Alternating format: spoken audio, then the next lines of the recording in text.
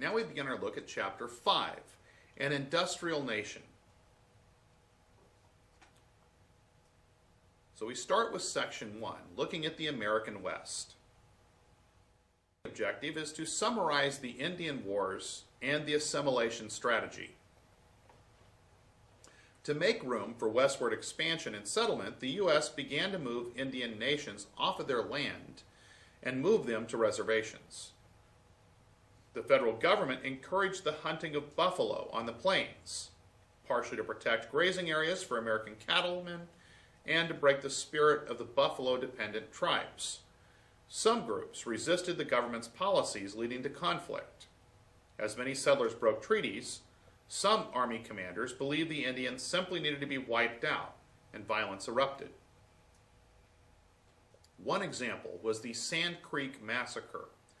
On November 29, 1864, a 700-man force of the Colorado militia attacked an encampment of peaceful Cheyenne at Sand Creek, killing approximately 150,000 Cheyenne, mostly women and children. Another major battle was the Battle of Little Bighorn. To prevent raids on settlers in Sioux territory, the government ordered all Sioux to leave. In 1876, led by Sitting Bull, thousands of Sioux, Arapaho, and Cheyenne gathered at the Little Bighorn River. George Armstrong Custer, the leader of the U.S. Army 7th Cavalry Regiment, ordered an attack against a force with about 3 times his numbers. Custer and his men were slaughtered. It was a great victory for the Sioux, but it was to be their last. The ghost dance was a movement that started in the 1890s. The Sioux variation of the ghost dance called for the removal of whites from Sioux land, which led the government to attempt to end the ghost dance. And this brings us now to the Wounded Knee Creek Massacre. In December of 1890, Army troops captured some of Sitting Bull's followers and took them to a camp at Wounded Knee Creek. Soldiers demanded the Indians' rifles the next morning, and fighting broke out.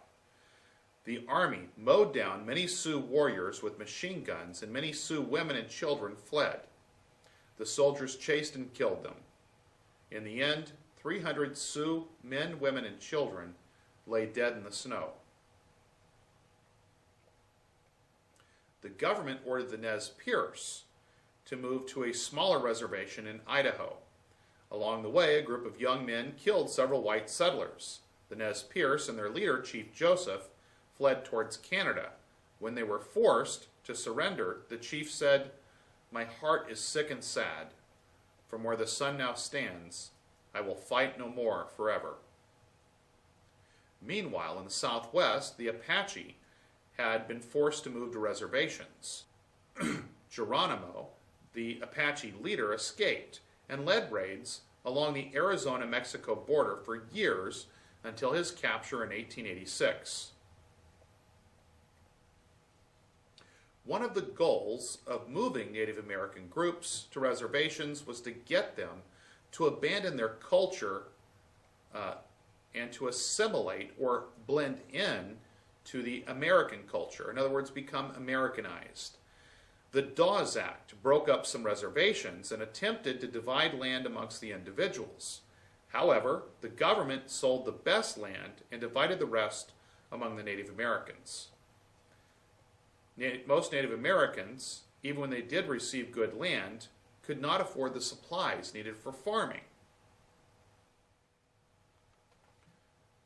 Our next learning objective is to describe the Western frontier. After the California gold rush, prospectors continued to look for gold, silver, and other precious metals. The Comstock lode was a major silver strike in Nevada.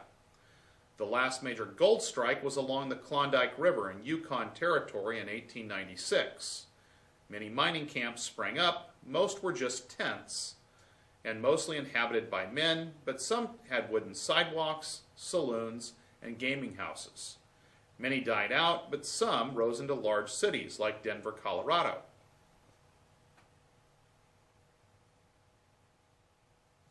Buffalo hunting. During the second half of the 19th century, buffalo hunting was promoted by the U.S. government. This was done partially to protect the grazing lands for cattle and also to herd the Native Americans that were dependent upon the buffalo. The buffalo nearly became extinct in North America as a result.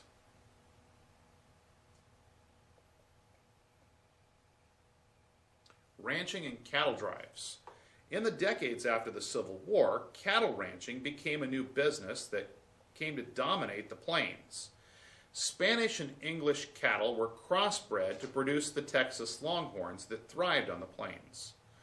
Ranchers could sell beef for 10 times as much in the East, so they hired cowboys to drive the cattle to a rail town like Chicago, where they could be slaughtered and the meat could be packed and shipped. One of the most important trails was the Chisholm Trail, running from San Antonio, Texas, to Kansas. The invention of barbed wire in 1873 brought an end to the open range.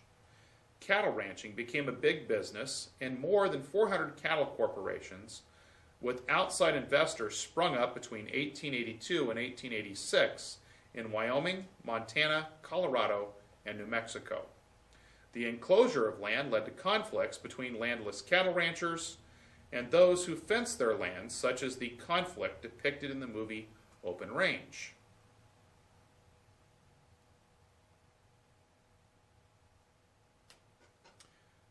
In 1862, Congress passed 3 acts to encourage settlement on the plains. The Homestead Act allowed any adult male to claim 160 acres of land if he would put a home on it, make improvements, and farm it for 5 years. Under the Pacific Railway Act, the government gave land to the railroads to build, and they sold much of the land that was unused to settlers. The Morrill Act gave land to states to build colleges to teach agriculture and mechanic arts. Indian Territory, the present-day state of Oklahoma, was not open for settlement, but with some 2 million acres not assigned to any nation, pressure mounted to open it to settlement. On April 22, 1889, settlers lined up on the border of Oklahoma. At a signal, the land was open for settlement. Some 50,000 rushed in to stake claims on 11,000 homesteads in the Oklahoma land rush. Cowboys, buffalo hunters, miners, and others who settled in the West often worked hard and played hard in a mostly male environment. Drinking, gambling, and prostitution were common in the mining camps and cattle towns. Sometimes violence resulted. The stories added to the myth of the Wild West. Some real-life figures became famous outlaws and lawmen of the period. Often these men, at various times, ended up on both sides of the law. Dodge City, Kansas, was one of these towns noted for being the wickedest city in America during the late 1800s. The Dodge City Peace Commission included such notable characters as Wyatt Earp, Bat Masterson, Luke Short, and Charlie Bassett. Tombstone, Arizona, started as a mining camp, but has been dubbed the town too tough to die because it survived. It owes its survival mostly to tourists, as it is the site of the famed gunfight between the Earps and members of the Clanton gang. The story has been the inspiration for such classic Western films as My Darling Clementine, Gunfight at the OK Corral, Hour of the Gun, Tombstone, and Wyatt Earp. The James and Younger game.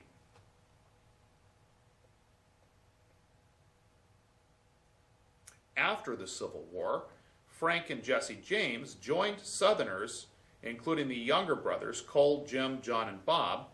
The group committed numerous bank and train robberies in the North and were seen as heroes by many in the South. After a botched robbery in Northfield, Minnesota, the younger brothers were arrested and the James brothers continued the other robberies up until Jesse was shot and killed by Bob Ford, who had become part of the James gang and had entered into secret negotiations with the Missouri governor, Thomas Crittenden, to bring the James brothers in. Billy the Kid. Henry McCarty, a.k.a. Billy the Kid, a.k.a. William H. Bonney, was involved in the Lincoln County Wars, a dispute between merchants that became violent in New Mexico. It was during this war that McCarty is said to have gone on a killing spree. He was tracked down and shot and killed by Sheriff Pat Garrett. Some claim that he cheated death, and at least 2 men have surfaced claiming to be Billy the Kid, adding to his legend. He has been the subject of many Hollywood movies, including Young Guns and Young Guns 2. Butch Cassidy led the Wild Bunch, the most successful train robbers in history. The 1969 movie, Butch Cassidy and the Sundance Kid, glorified the train robbers. Harry Longabaugh was known as the Sundance Kid, and it is believed that the pair, in other words, Longabaugh and Butch Cassidy, died in a shootout with police in Bolivia after a robbery, although they were never positively identified. In 1890, the U.S. Census Bureau issued a report declaring the frontier closed. It was about this time that the mining camps and cattle towns had either turned into ghost towns or developed into larger cities. The male-dominated towns had given way to towns populated by families.